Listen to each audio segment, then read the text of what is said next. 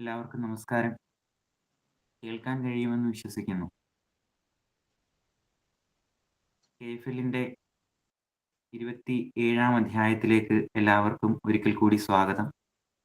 കഴിഞ്ഞ 26 ദിനങ്ങൾ ഏറ്റവും മനോഹരമായ രീതിയിൽ, ഏറ്റവും ഫലപ്രദമായ രീതിയിൽ നമ്മൾ കടന്നുപോയി.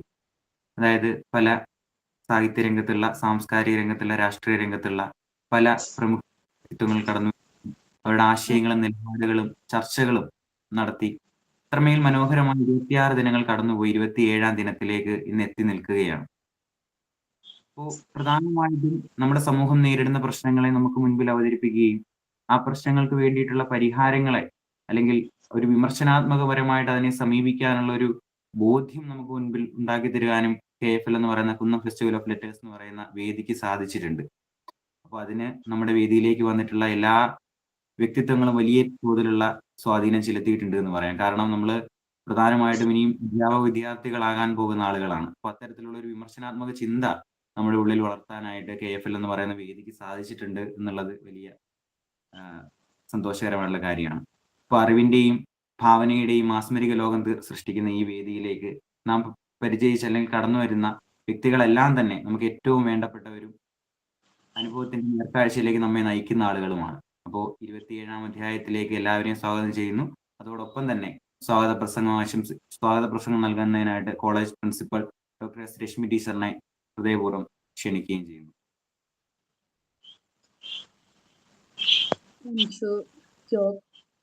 എല്ലാവർക്കും നമസ്കാരം. സാർ നമസ്കാരം. നമസ്കാരം. നമസ്കാരം.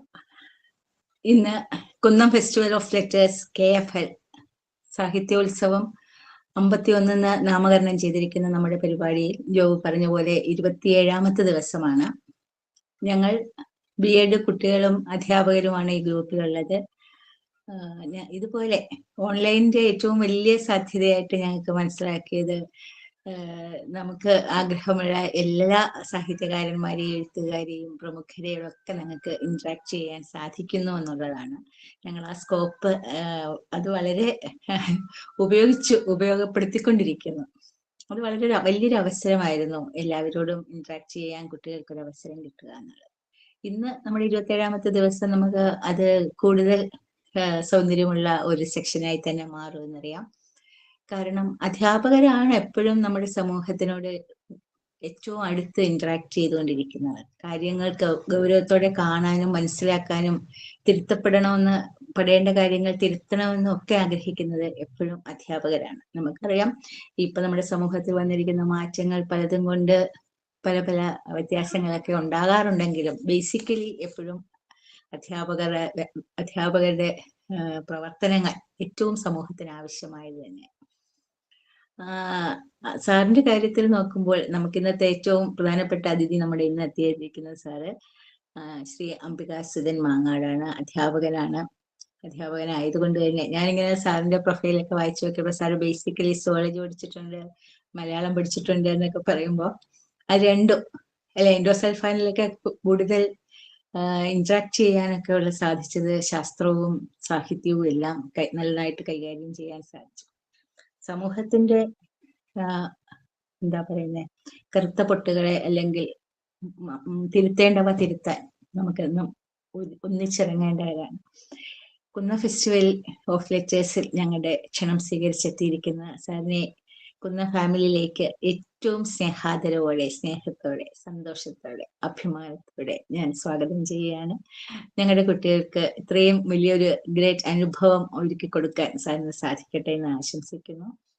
ഒത്തിരി സ്നേഹത്തോടെ എല്ലാവരെയും പ്രോഗ്രാമിലേക്ക് സ്വാഗതം ചെയ്തുകൊണ്ട് നിർത്തുന്നു. Thank you. സാറിന്റെ മൈക്ക് ഓഫ് ആണെന്ന് തോന്നുന്നു. സംസാരിക്കാം അല്ലേ? അല്ല കുട്ടികൾ പറഞ്ഞിട്ട് സാർ സംസാരിക്കും. നമസ്കാരം. മലയാളത്തിന്റെ പ്രിയ എഴുത്തുകാരനും പരിസ്ഥിതി പ്രവർത്തകനുമായ അംബികാസുധൻ മാങ്ങാട് മാഷ്. എൻ മകജെ എന്ന ഒറ്റ നോവൽ മതി അദ്ദേഹം എന്ന എഴുത്തുകാരനെയും ആക്ടിവിസ്റ്റിനെയും അടയാളപ്പെടുത്താൻ. പ്രകൃതിക്കു വേണ്ടിയും മനുഷ്യർക്കു വേണ്ടിയും എഴുത്തിലൂടെയും സമരങ്ങളിലൂടെയും പോരാടുന്ന അംബികാസുധൻ മാഷുമായി സംവദിക്കാൻ കിട്ടിയ അവസരം ഏറെ സന്തോഷം നൽകുന്നതാണ്. മലയാളത്തിലെ ഉത്തരാധുനിക ചെറുകഥാകൃത്തുകളിൽ പ്രമുഖനായ മാഷ് ചെറുകഥകൾക്ക് പുറമെ നോവലുകളും ചലച്ചിത്രങ്ങൾക്ക് തിരക്കഥകളും എഴുതിയിട്ടുണ്ട്. 1962 ഒക്ടോബർ 8 കാസർഗോഡ് ജില്ലയിലെ ബാര ഗ്രാമത്തിൽ ജനിച്ചു. ജന്തുശാസ്ത്രത്തിൽ ബിരുദവും കാലിക്കറ്റ് സർവകലാശാലയിൽ നിന്ന് മലയാളത്തിൽ ബിരുദാനന്തര ബിരുദവും എംഫിലും നേടി. കയ്യൊപ്പ് എന്ന ചിത്രത്തിന്റെ തിരക്കഥയും സംഭാഷണവും നിർവഹിച്ചിട്ടുണ്ട്. അദ്ദേഹത്തിന്റെ പ്രധാന കൃതികൾ ചിന്നമുണ്ടി, കുന്നുകൾ പുഴകൾ, എൻ മഗജെ, രാത്രി, രണ്ട് മുദ്ര, ജീവിതത്തിന്റെ മുദ്ര, കമേഴ്ഷ്യൽ ബ്രേക്ക് എന്നിവയാണ്. 2010 എൻ മഗജെ എന്ന നോവലിന് കഥാരംഗം നോവൽ അവാർഡും 2022 പ്രാണവായു എന്ന കഥാസമാഹാരത്തിന് ഓടക്കുഴൽ അവാർഡും ലഭിച്ചു. കൂടാതെ കാരൂർ പുരസ്കാരം, കേരള സാഹിത്യ അക്കാദമി അവാർഡ് എന്നിവ ലഭിച്ചിട്ടുണ്ട്. ഏറെ സ്നേഹ ബഹുമാനത്തോടെ KFL വേദിയിലേക്ക് അംബികാസുധൻ മാങ്ങാട് മാഷിനെ ക്ഷണിക്കുന്നു.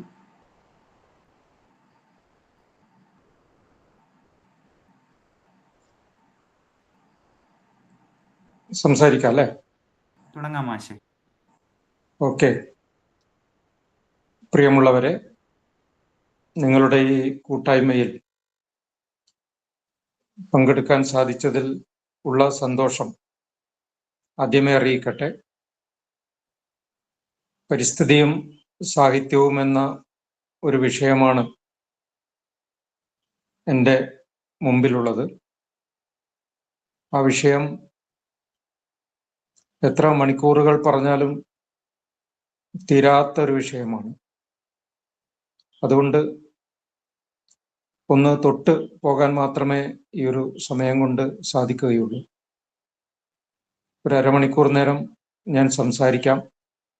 പിന്നീട് നിങ്ങൾ ചോദിക്കുകയാണെങ്കിൽ ചോദ്യങ്ങൾക്ക് ഉത്തരം പറയാൻ ശ്രമിക്കാം. പരിസ്ഥിതിയും സാഹിത്യവും എന്ന ഒരു വിഷയം പറയുമ്പോൾ സാഹിത്യത്തിൽ നമ്മുടെ തെയ്യങ്ങളുടെ തോറ്റമ്പാട്ട് അടക്കം ഉൾപ്പെടുത്താം. ഞാൻ കാസർഗോഡ് ജില്ലയിലുള്ള ഒരാളാണ്. ഇവിടെ നിരവധിയായ തെയ്യങ്ങളുണ്ട്.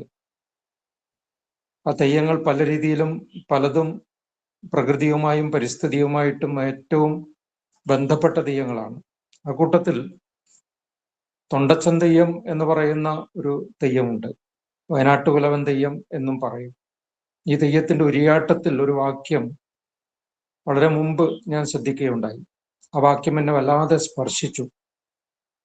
അത് ഞാൻ ചിലയിടത്ത് പറയുകയും എഴുതുകയും ചെയ്തിട്ടുണ്ട്. ആ തെയ്യം ഉരിയാടുന്ന സമയത്ത് പറയുന്ന വാക്യം ഇതാണ്. ഭക്തജനങ്ങളോട് പറയുന്ന വാക്യം ഇതാണ്: അരിഞ്ഞു കുടിക്കല്ലേ, കറന്നു കുടിക്കേ എന്ന് പറയും. അരിഞ്ഞ് കുടിക്കാൻ പാടില്ല, കറന്നു കുടിക്കണം. പശുവിന്റെ പാല് കറന്നിട്ടാണ് കുടിക്കേണ്ടത്. ധാരാളം പാലുണ്ട്, പെട്ടെന്ന് എടുക്കാമെന്ന് വിചാരിച്ചിട്ട് മൂർച്ചയേറിയ വാളുകൊണ്ട് പശുവിന്റെ അകിട് അരിഞ്ഞാൽ പാത്രത്തിൽ നിറയുക ആ പശുവിന്റെ ജീവനായിരിക്കും, ചോരയായിരിക്കും, പാലായിരിക്കില്ല. ഇത് പ്രകൃതിയുടെ നേർക്കുള്ള ഒരു വലിയ ആഹ്വാനം കൂടിയാണ്. പ്രകൃതി സംരക്ഷണത്തിന്റെ ഒരു ആഹ്വാനം കൂടിയാണ്. ഇത് നൂറ്റാണ്ടുകൾക്ക് മുമ്പാണ് തൊണ്ടച്ചൻ തെയ്യം പറഞ്ഞു തുടങ്ങിയത്. അതിനും എത്രയോ നൂറ്റാണ്ടുകൾ കഴിഞ്ഞിട്ടാണ് സിയാറ്റിൽ മൂപ്പൻ ഇതേ കാര്യം പറയുന്നത്. ഈ ഭൂമി നമ്മുടേതല്ല, നാം ഭൂമിയുടേതാണ് എന്ന ആശയം. ഈ കാര്യം തന്നെയാണ് മാർക്സും എംഗൽസും കൃത്യമായി പറഞ്ഞിട്ടുണ്ട്. മാർക്സ് പറയുന്നുണ്ട്, നമ്മൾ ഭൂമിയുടെ അവകാശികളല്ല. ഈ ഭൂമി എന്ന് പറയുന്നത് തലമുറയായി കൈമാറി കിട്ടിയതാണ്. അത് അടുത്ത തലമുറക്ക് കേടുപാടില്ലാതെ തിരിച്ചു കൊടുക്കാൻ ഉള്ളതാണ്. സിയാറ്റിൽ മൂപ്പൻ ഇത് തന്നെയാണ് പറഞ്ഞത്. ഞങ്ങളുടെ നാട്ടിലെ തൊണ്ടച്ചൻ തെയ്യവും ഇത് തന്നെയാണ് പറഞ്ഞുകൊണ്ടിരിക്കുന്നത്. എത്രയോ നൂറ്റാണ്ടുകളായിട്ട് പറഞ്ഞുകൊണ്ടിരിക്കുന്നു. പക്ഷെ ആർക്കിത് മനസ്സിലാവുന്നില്ല. നിങ്ങൾക്കറിയാം, ഇതേ കാര്യമാണല്ലോ ഗാന്ധിജിയും പറഞ്ഞിട്ടുള്ളത്. ഈ പ്രകൃതിയിൽ നിങ്ങൾക്ക് വേണ്ടതെല്ലാം ഉണ്ട്, പക്ഷെ നിങ്ങളുടെ അത്യാർത്തിക്ക് വേണ്ടതില്ല. പക്ഷെ നമുക്കത് മനസ്സിലാവുന്നില്ല. ഈ ആശയം മലയാള സാഹിത്യത്തിൽ നമ്മുടെ വിഷയം അതാണല്ലോ. ഏറ്റവും ആഴത്തിലും വ്യാപ്തിയിലും പറഞ്ഞിട്ടുള്ള രണ്ട് എഴുത്തുകാര്, ഒരേ കാലത്ത് പറഞ്ഞിട്ടുള്ള രണ്ട് എഴുത്തുകാര് വൈക്കം മുഹമ്മദ് ബഷീറും പി കുഞ്ഞിരാമൻ നായരും ആണ്. രണ്ടുപേരും ഏതാണ്ട് ഒരേ വിധത്തിലാണ് പറഞ്ഞുകൊണ്ടിരുന്നത്. അവർ ധാരാളമായിട്ട് പാരിസ്ഥിതിക വിഷയങ്ങളെ കുറിച്ച് എഴുതുകയും ഉത്കണ്ഠപ്പെടുകയും ചെയ്തിട്ടുണ്ട്. പണ്ട് കൃതികൾ വെച്ച് പറയാൻ തന്നെ ഒരുപാട് മണിക്കൂറുകൾ വേണം. മലയാള കവിതയിലെ ഒരു ഗോപുരം പോലെ ഉയർന്നു നിൽക്കുന്ന ഒരു കവിതയുണ്ട്, പരിസ്ഥിതി കവിത. അത് ഇടശ്ശേരി ഗോവിന്ദൻ നായർ എഴുതിയതാണ്. ആ കവിതയുടെ പേര് നിങ്ങൾക്കറിയാം, കുറ്റിപ്പുറം പാലം. അതുപോലെ മലയാള കഥയിൽ ഗോപുരം പോലെ ഉയർന്നു നിൽക്കുന്ന ഒരു കഥയുണ്ട് എന്ന് ഞാൻ പറയും. അത് സാക്ഷി എന്ന ടി പത്മനാഭന്റെ കഥയാണ്. വൈക്കം മുഹമ്മദ് ബഷീറിന്റെ ഒരുപാട് കഥകളുണ്ടല്ലോ. ഭൂമിയുടെ അവകാശികൾ അദ്ദേഹം എഴുതുന്നത് 79-ലാണ്. സാക്ഷി എഴുതി കഴിഞ്ഞിട്ടാണ്. പക്ഷേ ബഷീർ 47-ൽ എഴുതിയ ശബ്ദങ്ങൾ എന്ന വിഖ്യാതമായ കൃതിയിൽ ഈ കാര്യങ്ങളെല്ലാം വരുന്നുണ്ട്. ശബ്ദങ്ങൾ ഒരുപക്ഷെ മലയാളത്തിലെ ഏറ്റവും മികച്ച നോവലാണ് എന്ന് ഞാൻ പറയും. എത്രയോ കാലമായിട്ട് ഞാൻ പറഞ്ഞുകൊണ്ടിരിക്കുന്നുണ്ട്. ചെറിയൊരു പുസ്തകമാണ്. കുട്ടികളൊക്കെ പലപ്പോഴും ബാല്യകാല സഖിയും പാത്തുമ്മയുടെ ആടും വായിച്ചിട്ട് അവിടെ നിൽക്കും. പാത്തുമ്മയുടെ ആട് ഒരു ക്ലാസിക് കൃതി തന്നെയാണ്. അതോടൊപ്പം ഒരുപക്ഷെ അതിനേക്കാളും ഒരു പടി മുകളിൽ നിൽക്കുന്ന പുസ്തകമാണ് ശബ്ദങ്ങൾ എന്ന് ഞാൻ പറയും. അതിലൊരു കാര്യം മാത്രം ഞാൻ സൂചിപ്പിക്കാം. ആ പുസ്തകത്തിൽ ബഷീർ എന്ന കഥാനായകന്റെ അടുത്ത് ഒരു ചെറുപ്പക്കാരൻ വന്ന് കരയും. എൻ്റെ ജോലി നഷ്ടപ്പെട്ടു, എനിക്ക് ആരുമില്ല, ഞാൻ അനാഥനാണ് എന്ന് കേഴുന്ന സമയത്ത് ബഷീർ ചോദിക്കുന്ന ഒരു ചോദ്യമുണ്ട്. ഞെട്ടിപ്പിക്കുന്ന ഒരു ചോദ്യമാണ്. ലോകത്തിൽ ഒരു എഴുത്തുകാരനും അങ്ങനെ ചോദിച്ചിട്ടില്ല. ആ ചോദ്യം എന്താണെന്ന് അറിയാമോ? എനിക്ക് ആരുമില്ല എന്ന് കേഴുന്ന ചെറുപ്പക്കാരനോട് ബഷീർ ചോദിക്കുന്നത് നിങ്ങൾക്ക് പൊക്കിൾ ഉണ്ടോ എന്നാണ്.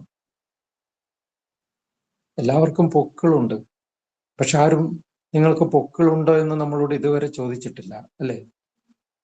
നമ്മളെല്ലാവരും അത് മറച്ചുകൊണ്ട് നടക്കുന്നു. പക്ഷെ അത് ദിവ്യമായ ഒരു ഓർമ്മയാണ്. എന്തിൻ്റെ ഓർമ്മയാണ്? നമ്മളെല്ലാവരും നമ്മുടെ അമ്മയുടെ ഗർഭപാത്രത്തിൽ 10 മാസം സുരക്ഷിതമായി കിടന്നതിന്റെ ഓർമ്മയാണ്, ദിവ്യമായ ഓർമ്മയാണ്. അതൊരു ദിവ്യമായ ഓർമ്മയാണ് എന്ന് മലയാളത്തിൽ പറഞ്ഞ ഒരേ ഒരു എഴുത്തുകാരനേ ഉള്ളത് വൈക്കം മുഹമ്മദ് ബഷീറാണ്. എന്നിട്ട് ബഷീർ പറയും, ചെറുപ്പക്കാരൻ പറഞ്ഞു പൊക്കിളുണ്ട്. അന്നേരം ബഷീർ പറയും, എങ്കിൽ നിങ്ങൾക്ക് അമ്മയുണ്ട്, അല്ലെങ്കിൽ ഉമ്മയുണ്ട്, അതുകൊണ്ട് നിങ്ങൾക്ക് അച്ഛനുണ്ട്, അതുകൊണ്ട് നിങ്ങൾക്ക് മുത്തശ്ശന്മാരും മുത്തശ്ശിമാരുമുണ്ട്. ഇന്ന് മാത്രമല്ല, ഈ ലോകത്തിലുള്ള എല്ലാ മനുഷ്യരും നിങ്ങളുടെ സഹോദരീ സഹോദരന്മാരാണ്. എന്തൊരു കണ്ടെത്തലാണെന്ന് ആലോചിച്ച് നോക്കൂ, അല്ലെ? ഇത് ശാസ്ത്രീയമായിട്ട് കണ്ടെത്താൻ പിന്നെയും 10-70 വർഷം വേണ്ടി വന്നു. ജനിതക തിയറിയൊക്കെ 2000-ന് ശേഷം വരുമ്പോഴാണ്, അല്ലെങ്കിൽ സാപ്പിയൻസ് ഒക്കെ വായിക്കുമ്പോഴാണ്, ഈ അടുത്ത കാലത്ത് വായിക്കുമ്പോഴാണ്, അല്ലെങ്കിൽ പുതിയ പ്രബന്ധങ്ങൾ വായിക്കുമ്പോഴാണ് നമുക്ക് മനസ്സിലാകുന്നത് ആഫ്രിക്കയിൽ നിന്നും ലോകമാസകലം വ്യാപിച്ച ഒരമ്മയുടെ മക്കളെ കുറിച്ച്. അങ്ങനെ ഒരു ധാരണയൊന്നും ഇല്ലാത്ത കാലത്ത് ബഷീർ പറഞ്ഞത് ഇന്ന് സത്യമായിട്ട് വരുന്നു. അപ്പൊ ഈ ലോകത്തിലുള്ള എല്ലാവരും ഏകോദര സഹോദരങ്ങളാണ് എന്ന് പറയുമ്പോൾ തമ്മിൽ തല്ലേണ്ടവരല്ല, വിഭജിച്ച് നിൽക്കേണ്ടവരല്ല എന്നുള്ള ഒരു വലിയ ആശയം പറയുന്നു. ബഷീർ അവിടെ നിർത്തിയിട്ടില്ല, അതിനപ്പുറം ഒരു കാര്യം പറയുന്നുണ്ട്. അതുകൊണ്ടാണ് ശബ്ദങ്ങൾ ക്ലാസിക് കൃതിയാണെന്ന് ഞാൻ പറയുന്നത്. എന്താ അതിനപ്പുറം പറയുന്നത്? ആ ചെറിയ പുസ്തകത്തിന്റെ, ശബ്ദങ്ങൾ എന്ന പുസ്തകത്തിന്റെ അവസാന ഭാഗത്ത് പറയും, എല്ലാ മനുഷ്യരും ഏകോദര സഹോദരങ്ങളായിരിക്കുന്നത് പോലെ ഈ ലോകത്തിലുള്ള പൂക്കളും പറവകളും പക്ഷികളും ഇഴജന്തുക്കളും പാമ്പുകളും മൃഗങ്ങളും എല്ലാം നമ്മുടെ ബന്ധുക്കളാണ്, എല്ലാം നമ്മുടെ അകന്ന ബന്ധുക്കളാണ് എന്ന് പറയും. എപ്പോ? 47-ൽ. ആലോചിച്ച് നോക്കൂ, ഈ അടുത്ത കാലത്ത് ജനിതക പഠനങ്ങൾ വന്ന സമയത്ത് നമ്മൾ മനസ്സിലാക്കി, അല്ലെ? മറ്റു ജീവജാലങ്ങളുടെ ക്രോമസോമുകളുടെയും DNA-യുടെയും ഒക്കെ ഘടന മനുഷ്യനിൽ നിന്ന് വലിയ വ്യത്യാസമൊന്നുമില്ല, ചെറിയ ചെറിയ വ്യത്യാസങ്ങളേ ഉള്ളൂ എന്നൊക്കെ മനസ്സിലാക്കിയില്ലേ? അപ്പൊ ഇവരെല്ലാവരും നമ്മുടെ ബന്ധുക്കളല്ലേ? ഭൂമിയുടെ അവകാശികളാണ് എല്ലാവരും എന്ന് വളരെ പിന്നീടാണ് ബഷീർ പറയുന്നത്. പക്ഷെ ആ ഒരു ആശയത്തിന് ശബ്ദങ്ങളിൽ തന്നെ അദ്ദേഹം വിത്തിട്ടു എന്നുള്ളതാണ് പ്രധാനപ്പെട്ട കാര്യം. അപ്പൊ അതിന്റെ അർത്ഥം എന്താണ്? ശബ്ദങ്ങളിൽ പറയുന്നത് എല്ലാവരും നമ്മുടെ ബന്ധുക്കളാണ്. അതേ കാലത്ത് കുഞ്ഞിരാമൻ നായർ പാടി നടന്നു, മരിച്ചാൽ പുലയുള്ളവരാണ് എല്ലാവരും, കാക്ക ചത്താൽ പോലും നമുക്ക് പുലയുണ്ട് എന്ന് പറയാൻ ഒരു കുഞ്ഞിരാമൻ നായർക്കേ പറ്റൂ, അല്ലെ? അപ്പോ എല്ലാ ജീവജാലങ്ങൾക്കും അവകാശപ്പെട്ടതാണ് ഭൂമി, മനുഷ്യന് മാത്രം അവകാശപ്പെട്ടതല്ല. അങ്ങനെ അവകാശപ്പെട്ടത് ആയി നടിച്ച് പെരുമാറുമ്പോഴാണ് ഈ ഭൂമി വലിയ അപകടത്തിൽ പെടുന്നത്. ബഷീർ പറഞ്ഞ അതേ ആശയം ഏതാണ്ട് അതേ കാലത്ത് കുഞ്ഞിരാമൻ നായരും പല കവിതകളിൽ പാടി നടക്കുന്നുണ്ട്. ഒരു കവിതയിൽ അദ്ദേഹം പറയും, മർത്യനും മൃഗവും ഈ വൃക്ഷവും നക്ഷത്രങ്ങളും പൊട്ടുനൂലൊന്നിൽ കോർത്ത മുത്തുമണികളാം. പട്ടുനൂലിൽ കോർത്ത പലതരത്തിലുള്ള മുത്തുമണികളാണ് എന്ത്? നക്ഷത്രങ്ങളും മൃഗങ്ങളും പറവകളും മനുഷ്യരും എല്ലാം. എന്നിട്ട് പറയും, ക്ഷിപ്രമീ ചരാചരം ഒന്നായി തളർന്നു പോവും, ഈ ചോര ഞരമ്പൊന്നറുക്കുകിൽ. ഈ പലജാതി മൃഗങ്ങളെയും മനുഷ്യരെയും വൃക്ഷങ്ങളെയും ഒക്കെ ഒരു ചരടിൽ കോർത്തിരിക്കുകയാണ്. അത് ചോര ഞരമ്പാണ്, ഭൂമിയുടെ ചോര ഞരമ്പാണ്. ആ ചോര ഞരമ്പ് മുറിച്ചാൽ ഈ ക്ഷിപ്രമീ ചരാചരം ആകെ തളർന്നു പോകും, ഭൂമിയാകെ നശിച്ചു പോകും. ബഷീർ പറഞ്ഞ അതേ കാര്യമാണ് വേറൊരർത്ഥത്തിൽ പറയുന്നത്. ഇത് തന്നെയാണ് മാർക്സും എംഗൽസും ഗാന്ധിജിയും പിന്നെ തൊണ്ടച്ചന്തയും അതിന് വളരെ മുമ്പ് തൊണ്ടച്ചന്തയും സിയാറ്റിൽ മൂപ്പനും ഒക്കെ പറഞ്ഞത്. ഇതൊരു പരിസ്ഥിതി ദർശനത്തിന്റെ അടിസ്ഥാനമാണെന്ന് ഞാൻ വിചാരിക്കുന്നു. പരിസ്ഥിതി കവിതകള് ഏറ്റവും കൂടുതൽ എഴുതിയത് ഒരുപക്ഷെ സുഗതകുമാരിയായിരിക്കും. പരിസ്ഥിതിക്ക് വേണ്ടി തന്നെ ജീവിച്ച ഒരു വലിയ വനിതയുടെ പേരാണ്, ഒരു അമ്മയുടെ പേരാണ് സുഗതകുമാരി.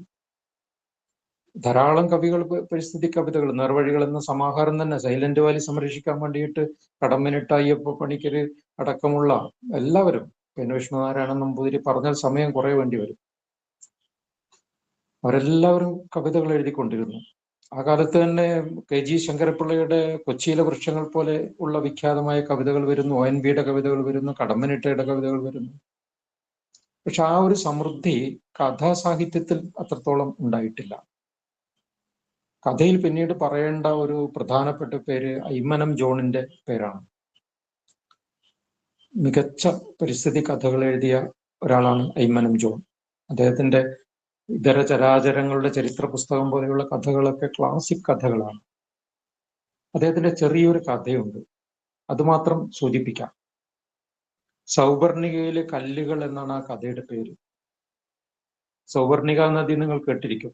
കുടജാദ്രിയിൽ നിന്ന് ഉത്ഭവിച്ച് മൂകാംബിക ക്ഷേത്രത്തിന്റെ മുന്നിലൂടെ ഒഴുകുന്ന, കാട്ടിലൂടെ ഒഴുകുന്ന, കർണാടകത്തിലൂടെ ഒഴുകുന്ന സൗവർണിക നദി വിശുദ്ധ നദിയായിട്ടാണ് പറയുന്നത്. അപ്പൊ ആ നദിയിലേക്ക് പോകാനും ക്ഷേത്ര ദർശനത്തിനും കുളിക്കാനുമായിട്ടൊരു ചെറുപ്പക്കാരായ ഭാര്യയും ഭർത്താവും കൂടി പോവുകയാണ്. അവര് നദിയിലിറങ്ങി, കണ്ണാടി പോലത്തെ, അവിടെ പോയിട്ടുള്ളവർക്കറിയാം, കണ്ണാടി പോലെ ഒഴുകുന്ന നദിയാണ്. ഇപ്പം മലിനമായിട്ടുണ്ട്, ഈ അടുത്ത കാലത്തൊക്കെ വളരെ മലിനമായി ഒഴുകുന്ന നദിയായി മാറിയിട്ടുണ്ട്. കണ്ണാടി പോലെ ഒഴുകുന്ന ഈ നദിയുടെ അടിയിലൊക്കെ ഇങ്ങനെ വെള്ളാരം കല്ലുകൾ പല നിറങ്ങളിൽ ഇങ്ങനെ ശോഭിച്ചു കിടക്കുന്നത് കാണാം. ഭർത്താവ് മുഴുവൻ നോക്കുന്നത് ഈ ഒരു കാഴ്ചയാണ്, ഈ കല്ലുകൾ, വെള്ളാരം കല്ലുകൾ, പലതരത്തിലുള്ള കല്ലുകളുടെ ഭംഗി. ഇയാളുടെ ഭാര്യയാണെങ്കിൽ ശ്രദ്ധിക്കുന്നത് ഈ ജലാശയത്തിലൂടെ, കണ്ണാടി പോലെയുള്ള ജലാശയത്തിലൂടെ നിർഭയം പായുന്ന മീനുകളെയാണ്. ആ ജലാശയത്തിന്റെ ഉപരിതലത്തിന്റെ മുകളിലൂടെ പറക്കുന്ന പക്ഷികളെയാണ്. അതിനപ്പുറത്ത് നിറയെ നിൽക്കുന്ന മരങ്ങളുടെ തലയാട്ടലുകളാണ്. ഇങ്ങനെ പ്രകൃതി ഭംഗിയിൽ, മാസ്മരിക ഭംഗിയിൽ, അതിൻ്റെ പിന്നെ ചേതോഹരമായ കാഴ്ചകളിൽ മുങ്ങി നിൽക്കുകയാണ് ഈ സ്ത്രീ. ഭർത്താവാണെങ്കിൽ നോട്ടം മുഴുവൻ ഈ കല്ലുകൾ എങ്ങനെ എടുക്കാം എന്നുള്ളതാണ്. ഭർത്താവ് എന്നൊരു 3-4 കല്ല്, ചെറിയ കല്ലുകൾ എടുത്തു, ഭംഗിയുള്ള കല്ലുകൾ. അന്നേരം ഭാര്യ പറഞ്ഞത് എടുക്കാൻ പാടില്ല, ഇത് ദേവിയുടെ കല്ലുകളാണ്, ഇത് പ്രകൃതിയുടെ കല്ലുകളാണ്. ഭർത്താവ് പരിഹസിച്ച് ചിരിച്ചു. എന്താ പറയുന്നത്? ഇതിൽ നിറയെ കല്ലുകളല്ലേ, 2 ചെറിയ കല്ലെടുത്താൽ എന്താ ഉണ്ടാവാൻ പോകുന്നത്? അയാൾ 2, 3 കല്ലെടുത്തിട്ട് കുളിച്ചു കയറി കാറിൽ കൊണ്ടുപോയി വെച്ചു.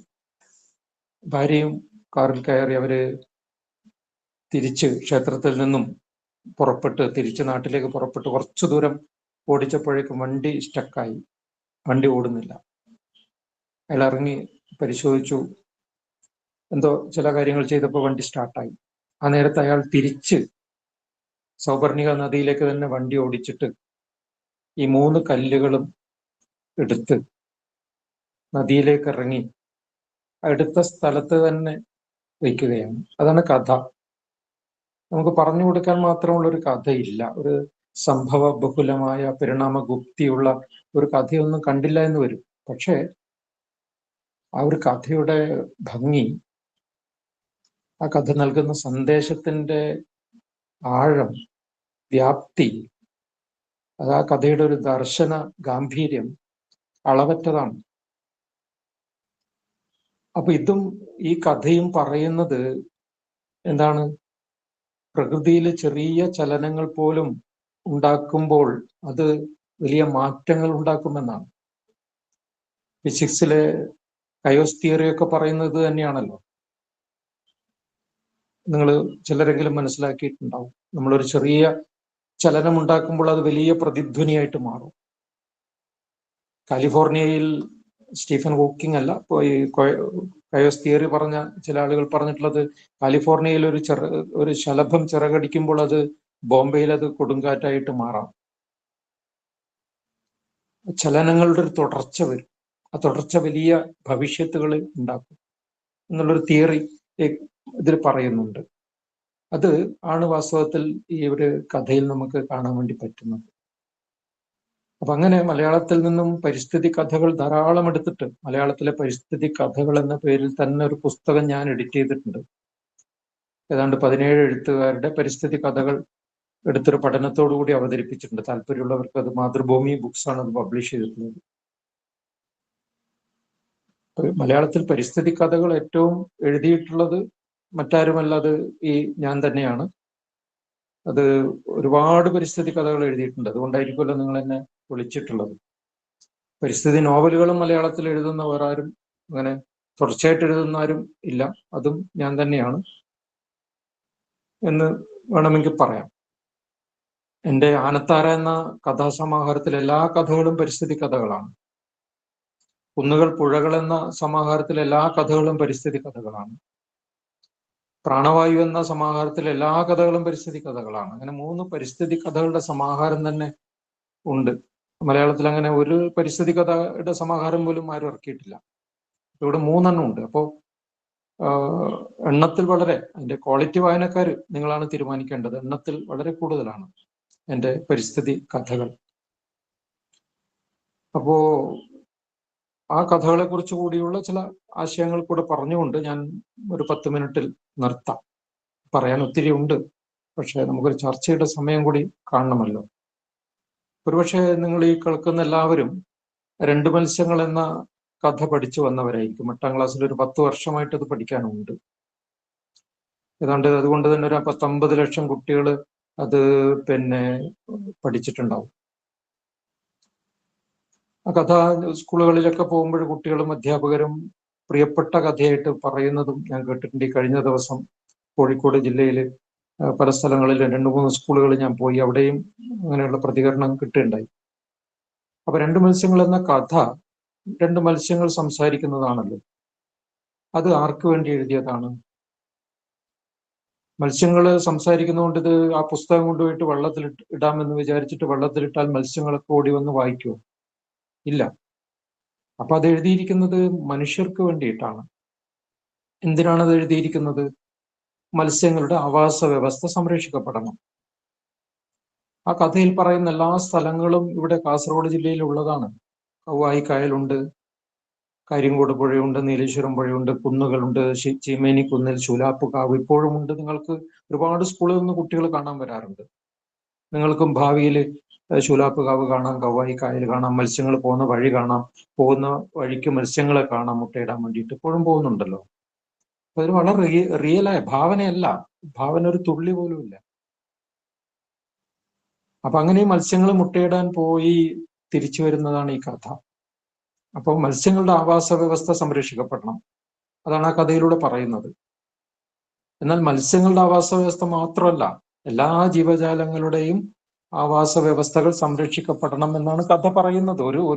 ഒരു ജീവിയല്ലേ കൊണ്ടുവരാൻ പറ്റുമല്ലോ, ലോകത്തിലുള്ള എല്ലാ ജീവികളെ കുറിച്ചും ഒരു കഥയെ പറയാൻ പറ്റില്ലല്ലോ.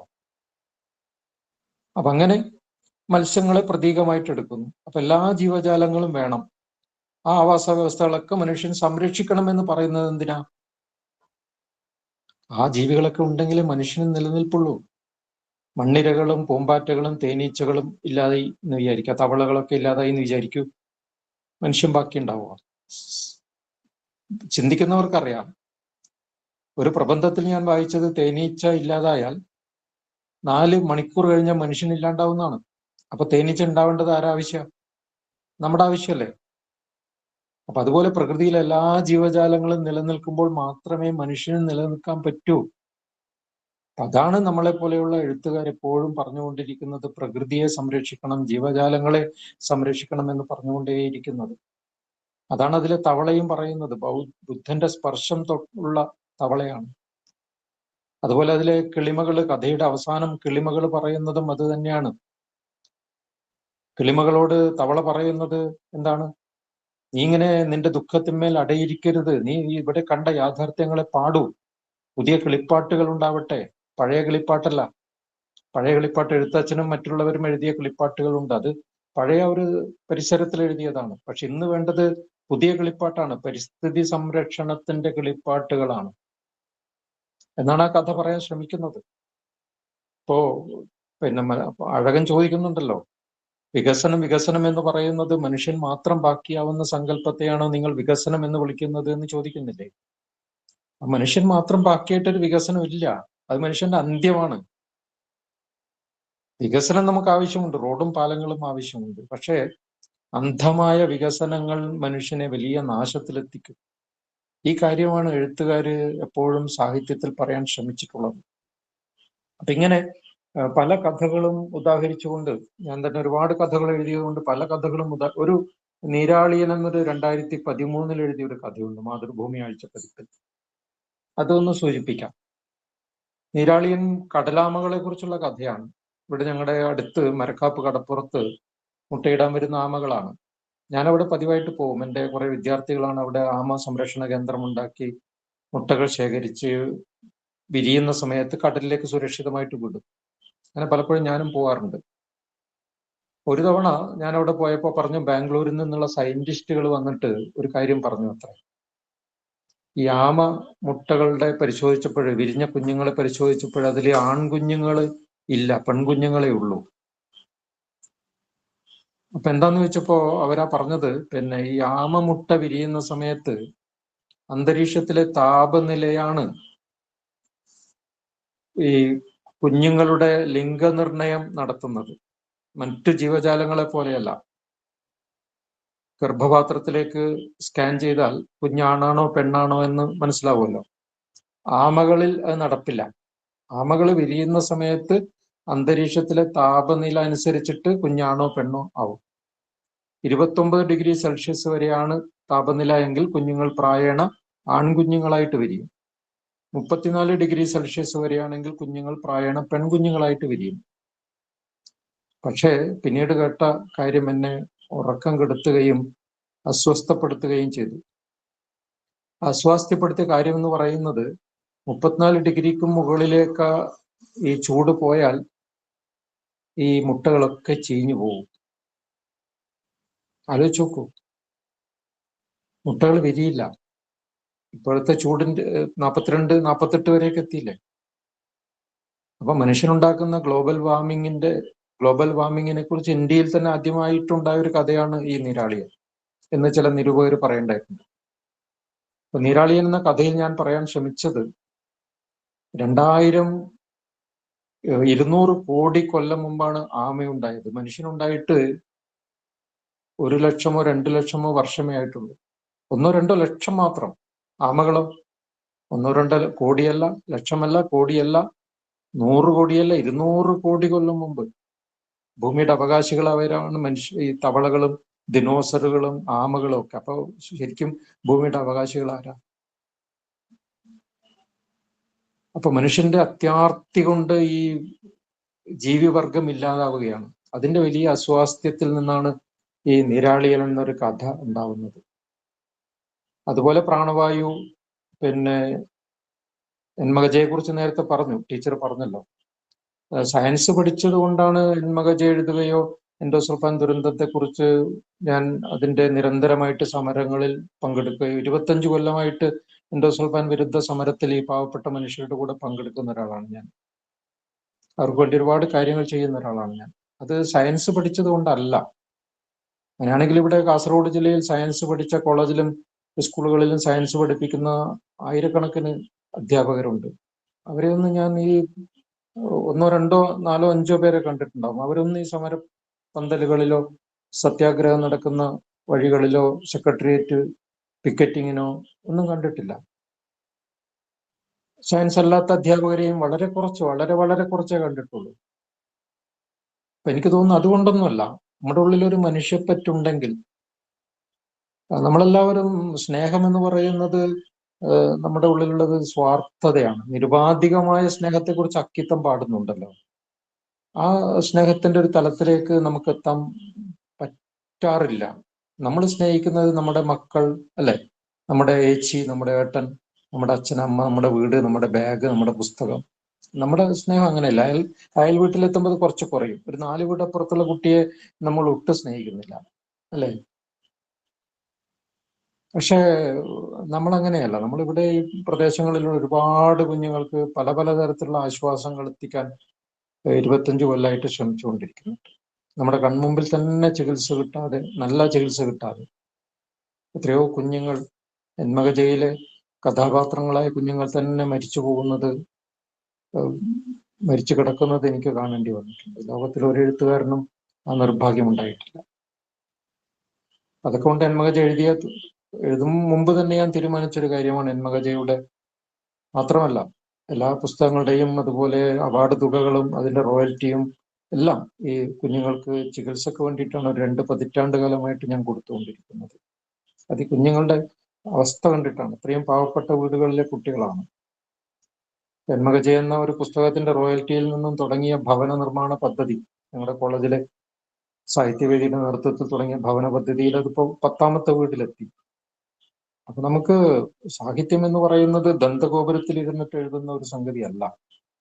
അത് സാധാരണ മനുഷ്യർക്കിടയിലേക്ക്, വളരെ പാവപ്പെട്ട മനുഷ്യരുടെ ഇടയിലേക്ക് ഇറങ്ങി വന്നിട്ട് അവരുടെ കൂടെ നിൽക്കുകയും അവരുടെ ഇല്ലായ്മകളും വല്ലായ്മകളും കേട്ട് തപിക്കുകയും അശരണരായ ആ മനുഷ്യരുടെ കൂടെ നിൽക്കാൻ മനസ്സുണ്ടാകുകയും ചെയ്യുമ്പോഴാണ് യഥാർത്ഥമായ സാഹിത്യം ഉണ്ടാകുന്നത് എന്നാണ് ഞാൻ കരുതുന്നത്.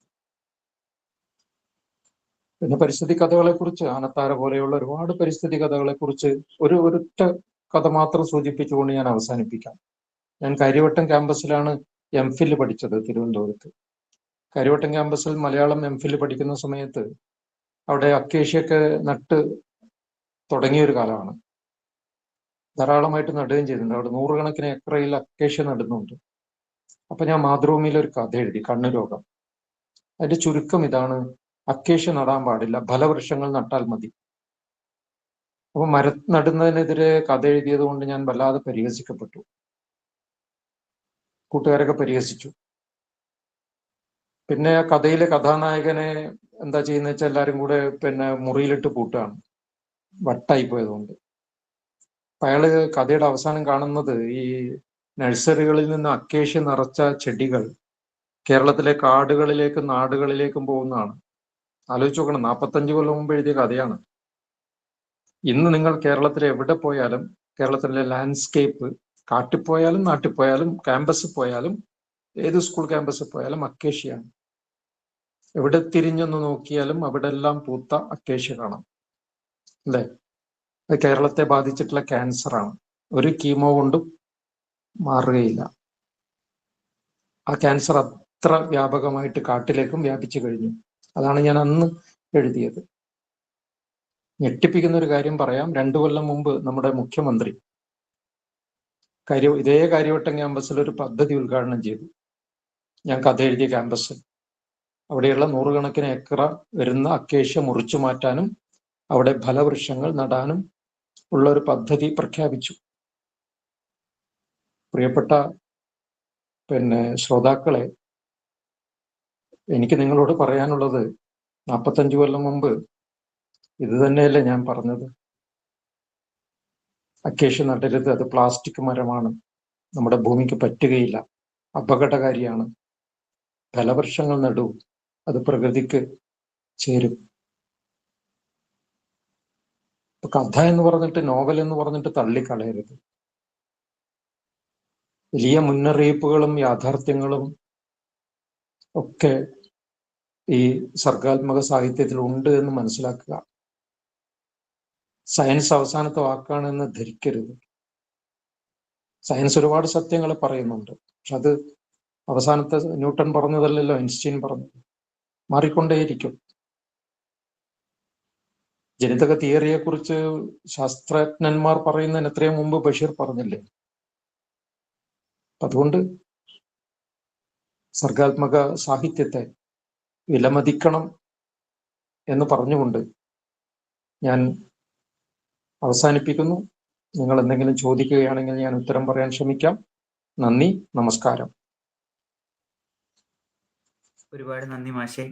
ഇപ്പോ നമ്മുടെ ഈ ക്ലാസ്സുമായി ബന്ധപ്പെട്ടിട്ട് സാഹോദര്യം എന്ന വിഷയത്തിൽ സാധാരണ പൊതുവിൽ നമ്മൾ കേൾക്കാറുള്ളത് മനുഷ്യനും തമ്മിലുള്ള സാഹോദര്യം എന്നുള്ളതാണ്. പക്ഷെ മാഷ് പറഞ്ഞു വെച്ചത്, അല്ലെങ്കിൽ നമ്മുടെ രചനകളിലെല്ലാം തന്നെ മനുഷ്യൻ മാത്രമല്ല സഹോദരങ്ങൾ, ഈ പറയുന്ന സകല ചരാചരങ്ങളും സഹോദരങ്ങളാണെന്ന് പറയുന്ന വലിയൊരു ആശയത്തെ ഇത്രയും മനോഹരമായിട്ട് ഞങ്ങളുടെ മുമ്പിൽ അവതരിപ്പിക്കാൻ മാഷിന് നന്നായി സാധിച്ചു എന്ന് വിശ്വസിച്ചു. കാരണം എനിക്ക് അത്രമേൽ അത് മനസ്സിലായിട്ടുണ്ട്. കാരണം ഉദാഹരണത്തിന് തൊണ്ടച്ചൻ തെയ്യത്തിൽ തുടങ്ങി സിയാറ്റിൻ മൂപ്പനെയും മാർക്സിനെയും എംഗൽസിനെയും, അതേപോലെ പിന്നീട് ബഷീറും, കഥകളിലാണെങ്കിൽ ബഷീറും കുഞ്ഞിരാമൻ നായരും പിന്നെ പത്മനാഭനും ഇടശ്ശേരിയും തുടങ്ങി കവിതയും കഥയും ഏകദേശം എല്ലാ മേഖലയും തൊട്ടാണ് മാഷ് ഞങ്ങൾക്ക് വേണ്ടി ക്ലാസ് നൽകിയത്. അത് വലിയ വിശാലമായിട്ടുള്ള ഈ പരിസ്ഥിതിയും സാഹിത്യവും എന്ന വിഷയത്തെ ഇത്ര ചുരുങ്ങിയ സമയം കൊണ്ട് വളരെ മനോഹരമായി മാഷ് ഞങ്ങൾക്ക് മുമ്പിൽ അവതരിപ്പിച്ചു.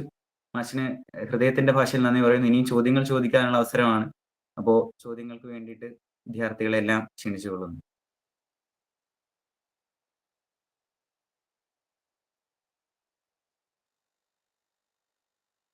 ഹലോ സാർ, നമസ്കാരം.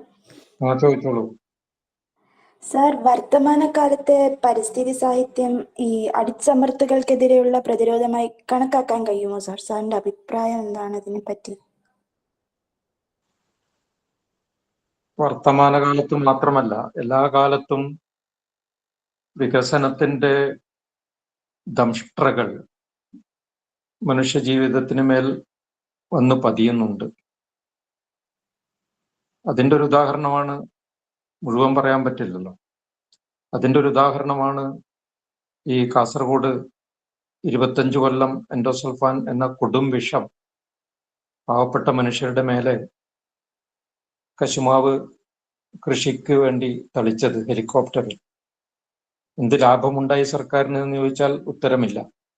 പക്ഷേ 10,000-കണക്കിന് മനുഷ്യര്, കോടിക്കണക്കിന് ജീവജാലങ്ങൾ മൃതിപ്പെട്ടു. ഇപ്പോഴും കുട്ടികൾ വൈകല്യങ്ങളോടെ ജനിക്കുന്നു. വൈകല്യങ്ങളോടെ ജനിച്ച എത്രയോ പേര് മരണപ്പെട്ടു. എത്രയോ പേര് ഇപ്പോഴും വയ്യാതെ കിടക്കുന്നുണ്ട്. എനിക്കറിയാവുന്ന എത്രയോ കുട്ടികളുണ്ട്. മിനിഞ്ഞാന്ന് 3 കുട്ടികൾ മരിച്ചുപോയി. അപ്പോ എന്താണ് നമ്മുടെ വികസനം എന്ന് പറയുന്ന സങ്കല്പം? അക്കേഷ്യ 300 കോടി രൂപ കടം കിട്ടുമെന്ന് വിചാരിച്ചിട്ടാണ് അക്കേഷ്യ കൊണ്ട് നട്ടത്. ലോകബാങ്ക് കടം കിട്ടും, തിരിച്ചു കൊടുക്കണം.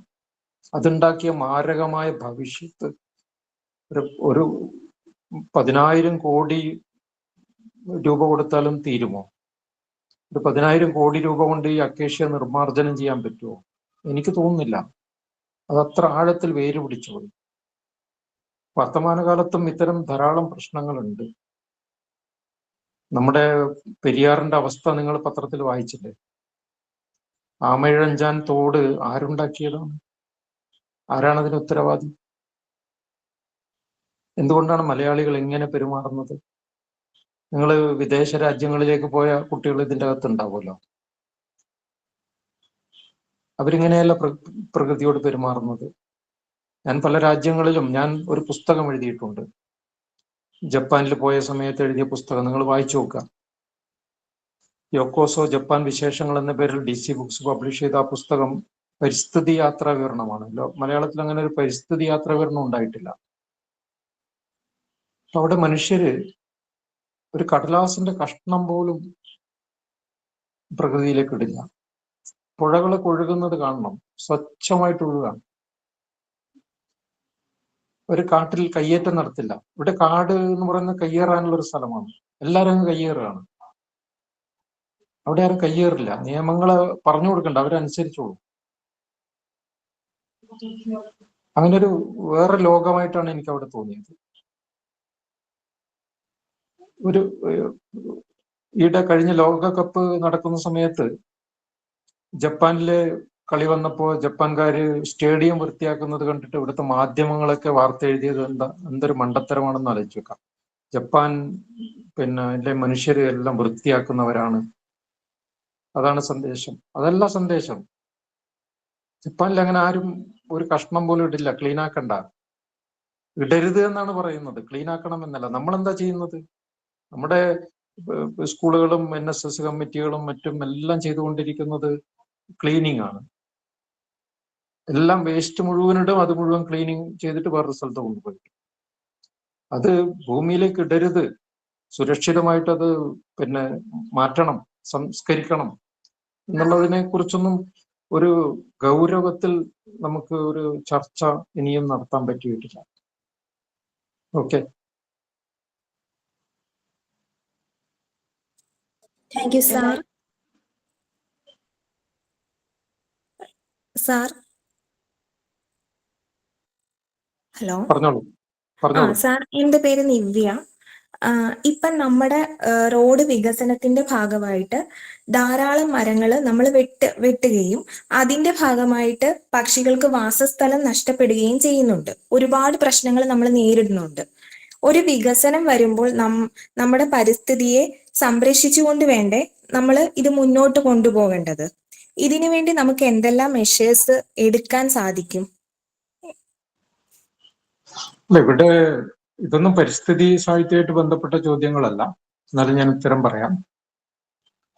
അത് റോഡ് വളരെ അത്യാവശ്യമാണ്. ഇപ്പൊ നടക്കുന്ന ഈ ദേശീയപാത വികസനം മനുഷ്യന് വളരെ അത്യാവശ്യമാണ്. അതുകൊണ്ട് പരിസ്ഥിതി എഴുതുന്ന ആരും അതിനെ എതിർത്തിട്ടില്ല, ഞങ്ങളാരും എതിർത്തിട്ടില്ല. പക്ഷെ അങ്ങനെ ചെയ്യുമ്പോൾ പോലും ആവശ്യമില്ലാതെ പോലും ഒരുപാട് കുന്നുകളും മരങ്ങളും മുറിച്ചു മാറ്റുന്നുണ്ട്. അത് പാടില്ല എന്ന് പറയേണ്ടത് ഭരണകൂടങ്ങളാണ്, അല്ലാതെ എഴുത്തുകാർക്ക് പോയിട്ട് അവിടെ. എഴുത്തുകാരുടെ ദൗത്യം എന്ന് പറയുന്നത് എഴുതുക എന്നുള്ളതാണ്. അത് പ്രവൃത്തി തലത്തിൽ കൊണ്ടുവരേണ്ടത് ഭരണകൂടമാണ്. എഴുത്തുകാർക്ക് സമരം ചെയ്യാം, ചെയ്തുകൂടാന്നല്ല. പക്ഷെ എഴുത്തുകാരുടെ മുഖ്യ ദൗത്യം എന്ന് പറയുന്നത് എഴുതുക, കവിതകളും കഥകളും നോവലുകളും ലേഖനങ്ങളും എഴുതുക, ബോധവൽക്കരിക്കുക എന്നുള്ളതാണ്. Okay, thank you sir.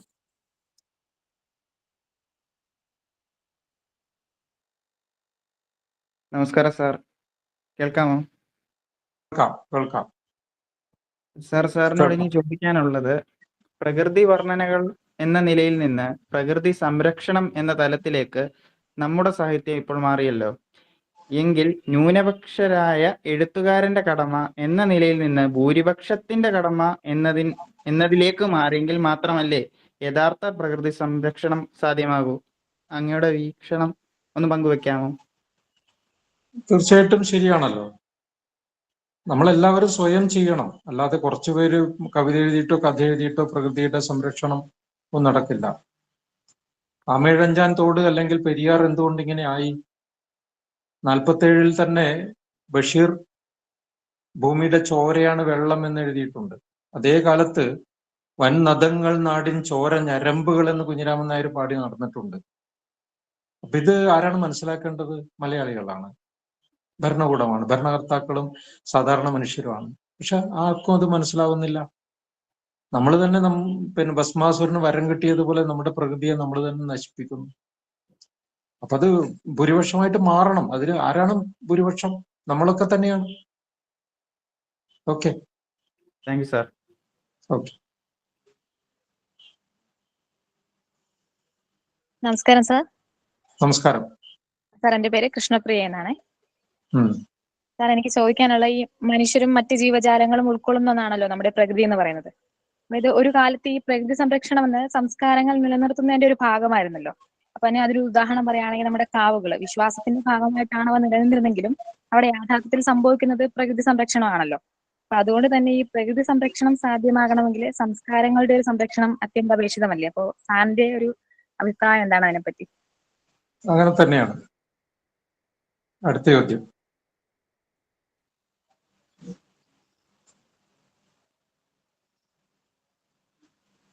നിങ്ങളിതിൽ literature ഒന്നും വായിക്കുന്ന ആരുമില്ലേ? ഒരാളും സാഹിത്യം വായിക്കുന്ന ഒരു മനുഷ്യൻ പോലും ഇല്ലേ?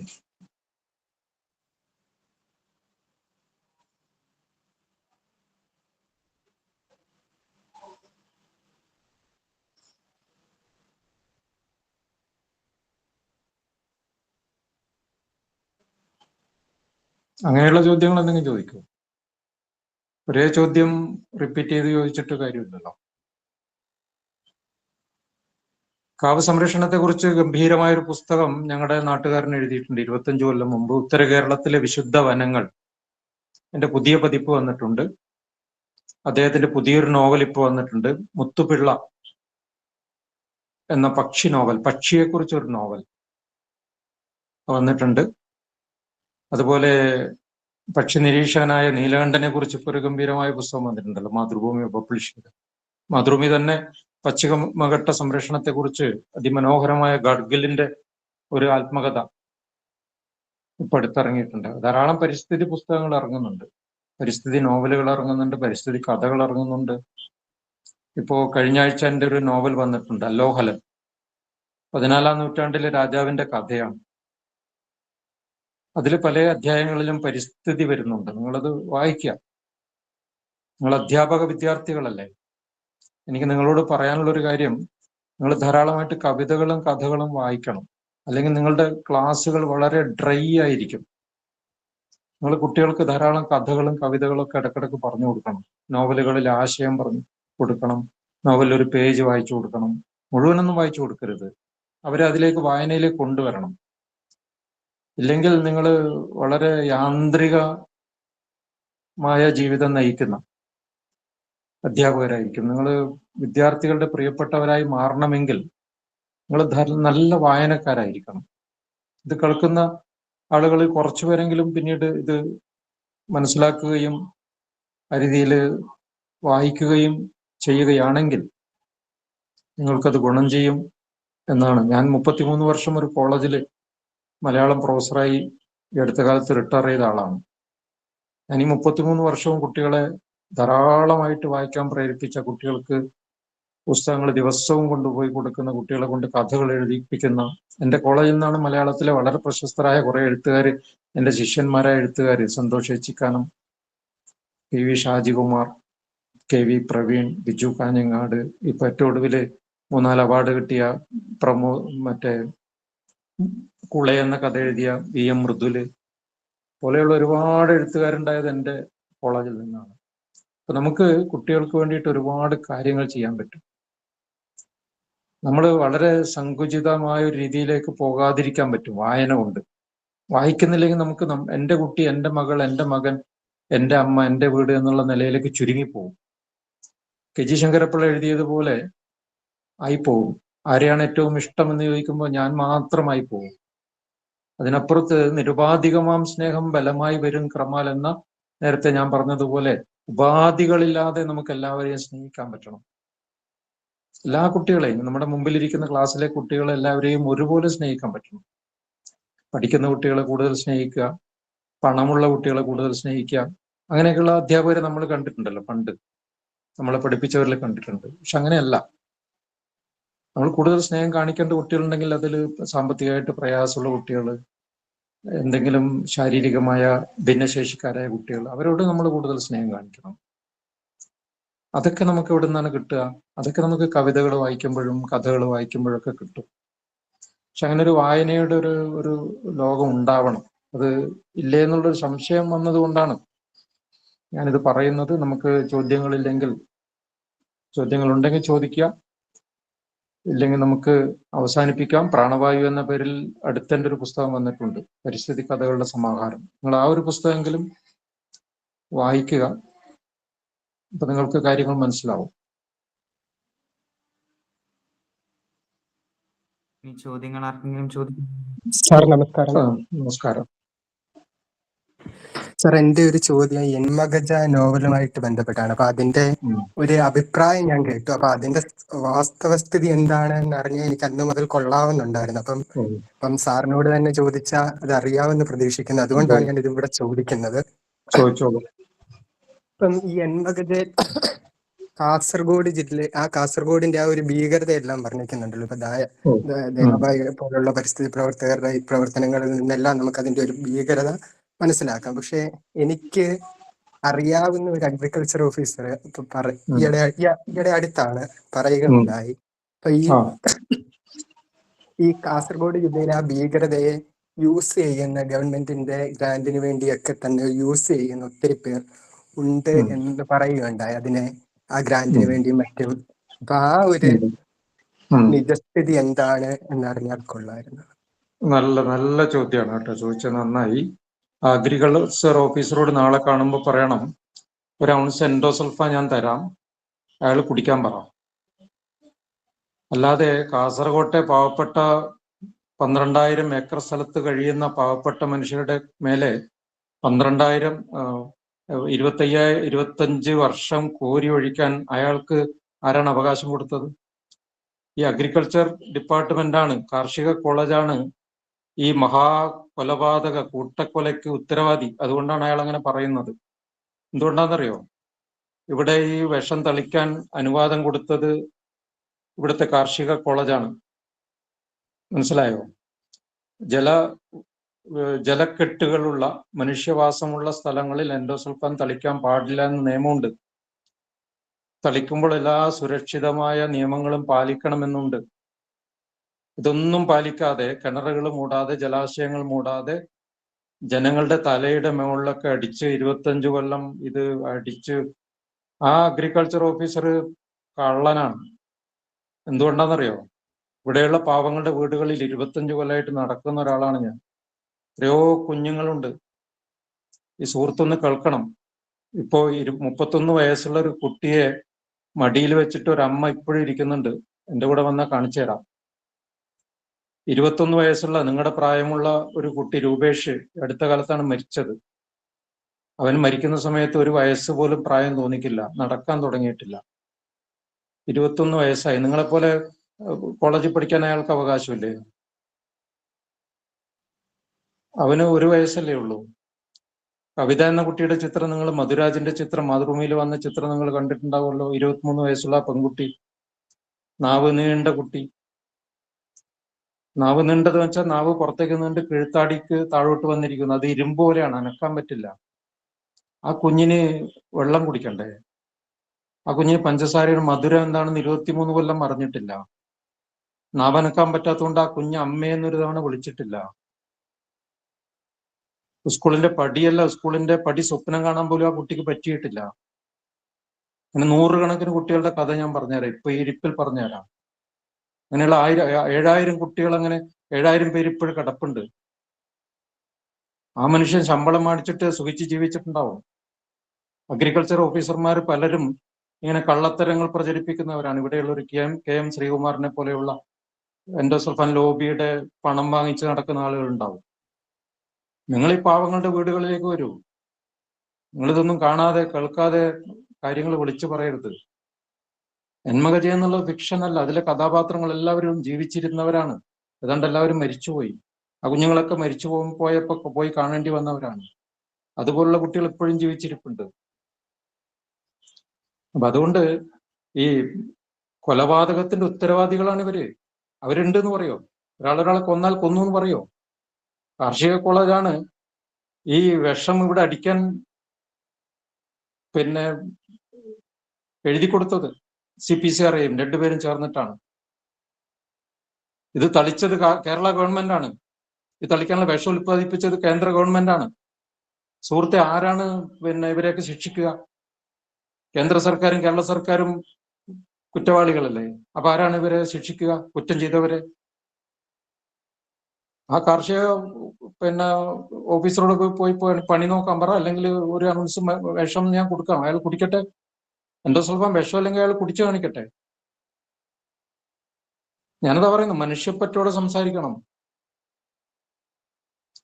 ഇവിടെ പാവങ്ങളെ ഈ 31 വയസ്സുള്ള ഒരു കുഞ്ഞ് അമ്മയുടെ മടിയിൽ ഇപ്പോഴും ഇരിക്കുകയാണ്, ഉദ്ദേശ് കുമാർ.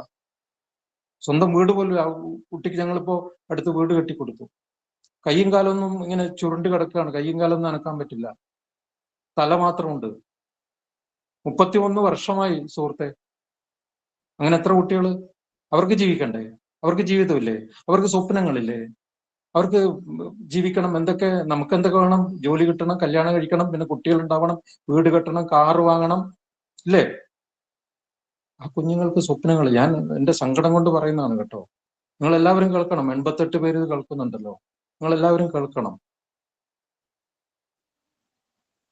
മനുഷ്യപ്പറ്റുള്ള, നേരത്തെ ടീച്ചർ പറഞ്ഞല്ലോ, സയൻസ് പഠിച്ചുകൊണ്ടല്ല, മനുഷ്യപ്പറ്റുള്ളത് കൊണ്ടാണ് ഞങ്ങളെ പോലെയുള്ള ആളുകൾ. ഞാൻ കോളേജിൽ UGC ശമ്പളം വാങ്ങുന്ന ആളാണ്. എനിക്ക് റോയൽറ്റിയും പൈസ കിട്ടും. ഞാൻ എന്തിനാണ് തിരുവനന്തപുരത്ത് പോയിട്ട് എത്രയോ ദിവസങ്ങൾ സമരത്തിനിരിക്കുന്നത്, ഇവിടെയുള്ള കലക്ടറേറ്റിന് മുമ്പിൽ സമരത്തിനിരിക്കുന്നത്? എനിക്കെന്താ വട്ടാണ്? ഞാൻ എന്തിനാണ് പലതവണ കേസിൽ പ്രതിയായത്? ഒരു തവണ 1-ാം പ്രതിയായല്ലോ, എനിക്ക് എന്റെ ജോലി നഷ്ടപ്പെടുമായിരുന്നില്ലേ? അപ്പോ നമ്മുടെ സുരക്ഷിതത്വം നമ്മുടെ ജീവിതമല്ല. ഈ പാവങ്ങളായ മനുഷ്യരാണ്, വളരെ പാവപ്പെട്ട മനുഷ്യരാണ്. ആ ഗ്രാമങ്ങളിൽ 12 ഗ്രാമങ്ങളിൽ 25 കൊല്ലമായിട്ട് നടക്കുന്ന ഒരാളാണ് ഞാൻ. ആ മനുഷ്യനോട് പോയി പണി നോക്കാൻ പറ. ഓക്കെ സാർ, അന്ന് ഇത് കേട്ടപ്പോ എനിക്കൊരു സംശയം തോന്നി. അന്ന് ഞാൻ ഒരുപാട് തർക്കിച്ചു, പക്ഷേ ആ ഓഫീസർ അങ്ങനെ തന്നെ ഉറച്ചു നിന്നപ്പം എനിക്കൊരു സംശയം എന്നിൽ ഉണ്ടായി. അതുകൊണ്ടാണ് ഞാൻ ചോദിച്ചത്. അതെ, ചോദ്യം നന്നായി. ഞാൻ അയാളോടാണ് പറഞ്ഞത്, ഇങ്ങനെയുള്ള വലിയ തട്ടിപ്പുകൾ നടക്കുന്നുണ്ട്. അതായത് ഇതിനെ ലഘൂകരിക്കാൻ വേണ്ടിയിട്ടും അവിടെ ഒന്നും ഇവര് പറയുന്നത് എന്താ അറിയോ? ഈ കാർഷിക ഉദ്യോഗസ്ഥന്മാർ പറയുന്ന പ്രധാനപ്പെട്ട ഒരു വാദം, ഇവിടെ ഉള്ളൂ, വേറെ എവിടെയും ലോകത്തിൽ വിഷമില്ലല്ലോ, തളിച്ചിട്ട് എൻഡോസൾഫാൻ പലയിടത്തും തളിച്ചിട്ട് പ്രശ്നം ഉണ്ടായിട്ടില്ലല്ലോ, എന്താ ഇവിടെ മാത്രം എന്ന് ചോദിക്കുന്നു. അതിന്റെ ഒരു ഉത്തരം അദ്ദേഹം ഇനി കണ്ടാൽ പറയേണ്ട ഒരു ഉത്തരമുണ്ട്. അദ്ദേഹം ഈ കർണാടകത്തിലേക്ക് വരിക, ഞങ്ങളുടെ കാസർഗോഡ് ജില്ലയുടെ ബോർഡർ ഉണ്ടല്ലോ, സൗത്ത് കർണാടകം, ഉടുപ്പി തൊട്ടുള്ള 300 വില്ലേജുകൾ, അവിടെയും ഇതേപോലെ കശുമാവിൻ തോട്ടമുണ്ട്. അവിടെ ഇതേപോലെ 25 കൊല്ലം ഹെലികോപ്റ്ററിൽ, നിങ്ങൾക്കൊന്നും അറിയില്ലല്ലോ, തളിച്ചു. അവിടെ ഇതേപോലുള്ള രോഗികളുണ്ട്. അവിടെ 8,000 പേർക്ക് പെൻഷൻ കൊടുക്കുന്നു കർണാടക സർക്കാർ. ഇവിടെ 6,700 ഉള്ളൂ. അപ്പൊ അത് നമ്മുടെ തൊട്ടടുത്തല്ലേ? അപ്പൊ വേറെ എവിടെയില്ല എന്നാണ് ഇവരെപ്പോഴും പറയുന്നത്. ഇത് മാരക വിഷമാണ്. ഇത് നമ്മുടെ ജനിതക ഘടനയൊക്കെ, വലിയ DNA-യുടെ രൂപശില്പത്തെയൊക്കെ ആകെ തകർത്ത് കളയും. ഇത് 5 തലമുറയിലേക്ക് ഇത് പോകും. ഇതിനെക്കുറിച്ച് ധാരാളം പഠനങ്ങൾ നടന്നിട്ടുണ്ട്. മണിപ്പാൽ മെഡിക്കൽ കോളേജിലെ രവീന്ദ്രനാഥ് ഷാൻബോഗ് ഇതിൽ വലിയ റിസർച്ച് ചെയ്ത് പേപ്പറുകൾ ഇറക്കിയിട്ടുണ്ട്. അടുത്ത കാലത്ത് കോഴിക്കോട് മെഡിക്കൽ കോളേജിലെ ജയകൃഷ്ണൻ ഡോക്ടർ 2010 ഇവിടെ വന്നിട്ട് ഇവിടുത്തെ വെള്ളവും മുലപ്പാലും എല്ലാം പരിശോധിച്ചിട്ടുണ്ട്. അതിലൊക്കെ ഭയങ്കരമായിട്ടുള്ള വിഷം കണ്ടിട്ടുണ്ട്. തളിക്കൽ നിർത്തിയിട്ട് 10 കൊല്ലം കഴിഞ്ഞിട്ട് വിഷം കണ്ടിട്ടുണ്ട്. തളിക്കുന്ന സമയത്ത് 2001 ഡൽഹിയിൽ നിന്നും വലിയ സയന്റിസ്റ്റുകൾ വന്നിട്ട് ഇവിടെ പരിശോധിച്ചപ്പോ ലളിത എന്ന് പറയുന്ന ഒരു സ്ത്രീയുടെ മുലപ്പാലിൽ എൻഡോസൾഫാൻ വിഷ. എത്രയെന്നറിയോ? വെള്ളത്തിൽ അനുവദനീയമായതിന്റെ 1000 മടങ്ങ്. ആ ലളിതയുടെ മുലപ്പാൽ കുടിച്ച ആ കുഞ്ഞ് ബാക്കി ഉണ്ടാവും. തൊട്ടുപുറമുള്ള ഒരു വീട്, മുത്തക്കയുടെ വീട്, ഞാൻ ഒരുപാട് തവണ പോയിട്ടുള്ള വീടാണ്. ആ അമ്മയുടെ 4 മക്കളും 2 മക്കളും മരിച്ചുപോയി, 2 മക്കള് അല്ലാത്ത അവസ്ഥയിലാണ് ഇപ്പോഴും. ആ മുത്തക്കയുടെ ബ്ലഡിൽ 900 മടങ്ങ് എൻഡോസൾഫാനാണ്. ഇത് എവിടുന്ന് കിട്ടിയതാ? ഈ വിഷം എവിടുന്ന് വന്നതാ എൻഡോസൾഫാൻ? ഈ കാർഷിക കോളേജും കേരള സർക്കാരും കേന്ദ്ര സർക്കാരും ഒഴിച്ചതല്ലേ? അമ്മയുടെ ഒരു മകള് സൂയിസൈഡ് ചെയ്ത്, രോഗം ബാധിച്ചിട്ട്. ആ ചുറ്റുവട്ടത്തിൽ 50 പേര് അന്ന് ആ കാലത്ത് സൂയിസൈഡ് ചെയ്തിട്ടുണ്ട്. ഇവിടുത്തെ ഡോക്ടർ ആണ് അതിന്റെ കയ്യിൽ, അതിന്റെ തെളിവുകൾ മുഴുവനുണ്ട്. ആ അമ്മയുടെ 2 ഇളയ മകൾക്ക് ഒരു ശരീരത്തിന്റെ ഒരു ഭാഗം തളർന്ന് അനക്കാൻ പറ്റില്ല. 2 ആൺമക്കൾ, കിട്ടണ്ണ ഷെട്ടിയും ശ്രീധര ഷെട്ടിയും, 42-40 വയസ്സായ. ശ്രീധര ഷെട്ടി അടുത്ത് മരിച്ചുപോയി. കിട്ടണ ഷെട്ടി ഇപ്പോഴും ജീവിച്ചിരിപ്പുണ്ട്. ഇരുട്ടുമുറിയിലാണ് അവരിയ്ക്കുക, പുറത്തേക്ക് വരില്ല, വെളിച്ചത്തിലേക്ക് വരില്ല.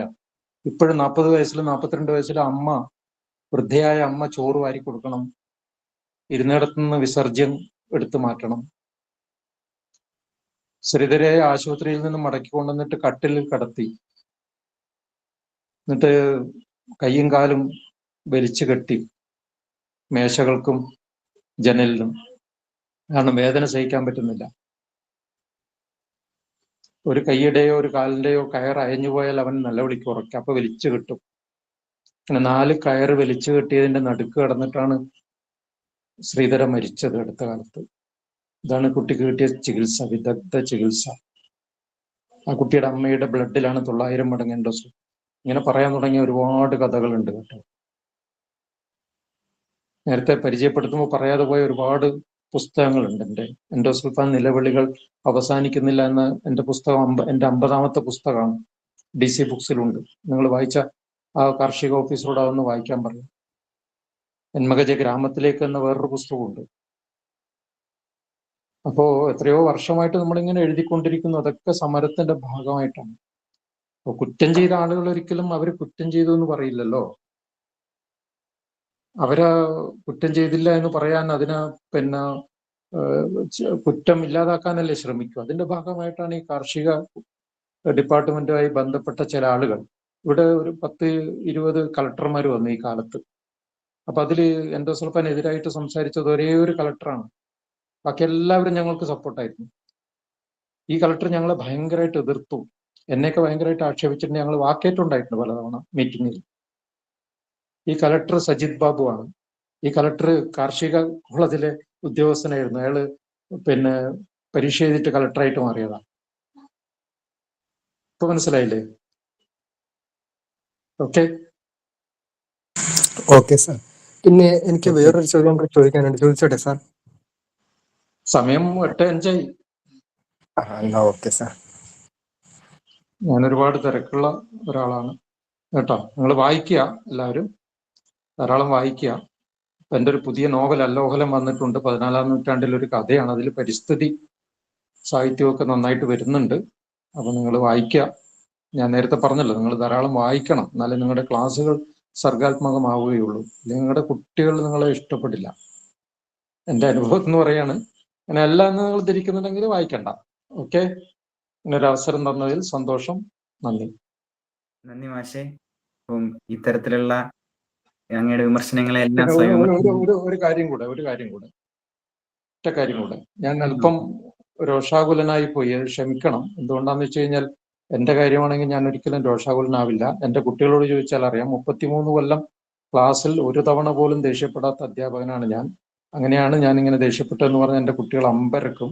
പക്ഷെ എൻഡോസൾഫാൻ എന്നൊരു വിഷയം വന്നാൽ ഞാൻ വല്ലാണ്ട് രോഷാകുലനാകും, സങ്കടപ്പെടും.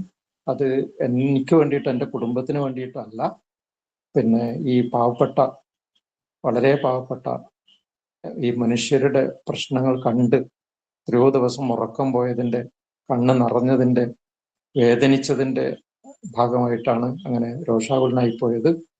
നിങ്ങൾ എന്നോട് ക്ഷമിക്കുക. നന്ദി, നമസ്കാരം.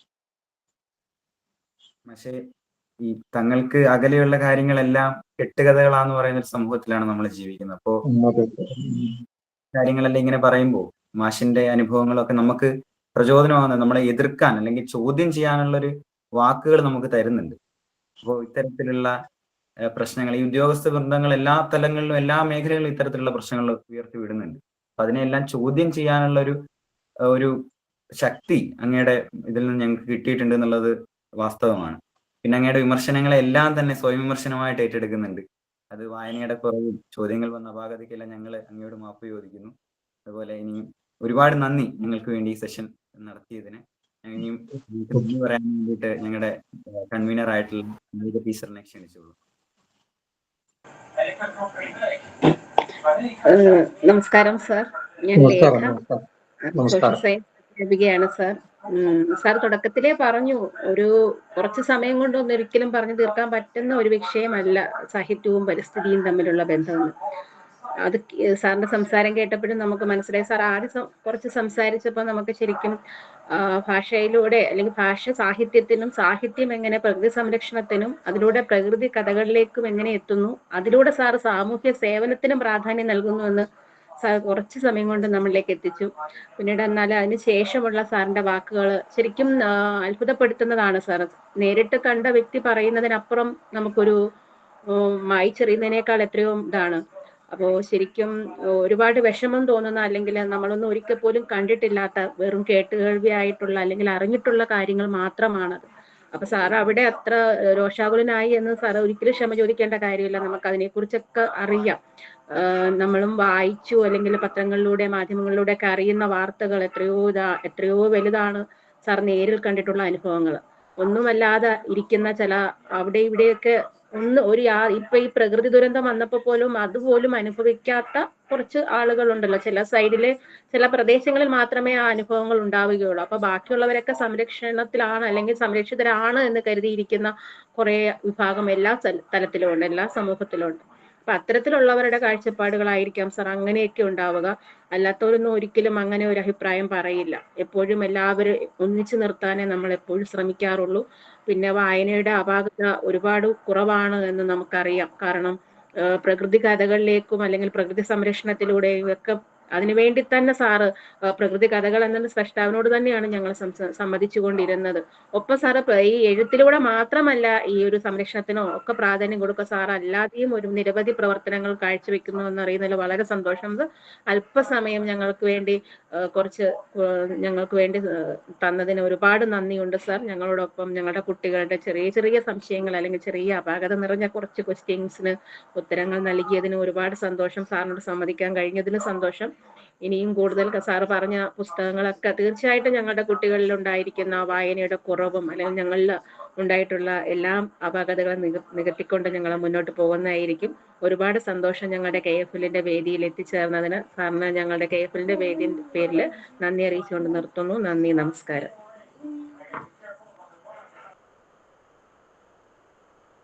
സെഷൻ അവസാനിച്ചിരിക്കുന്നു. എല്ലാവർക്കും ലെഫ്റ്റ് ആകാം.